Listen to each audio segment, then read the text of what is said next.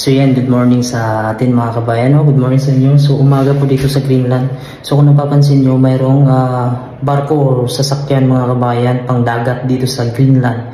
So ipapakita ko sa inyo mga kabayan, bibidyo natin ng patalikod para mas klaro.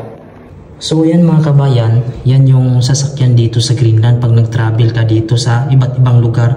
Pag barko yung sasakyan mo, yan yung tinatawag na Sarpak Itok.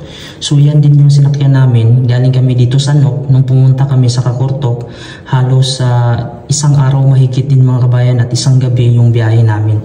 So yan yung sasakyan dito. Ngayon ko lang ulit siya nakita dahil ngayon mga kabayan ay tagtunaw na siya mga kabayan. Yung mga dagat ay hindi na siya nagyayelo. Kasi pagka winter dito, hindi pwede makabiyahe yung ganitong mga barko sa iba't ibang lugar dahil yung part ng Greenland ay nagyayelo talaga siya mga kabayan. So ito, ngayon ko siya ulit mga kabayan nakita mga kabayan na nagbiyahe na siya. Dahil dito ay walang konektadong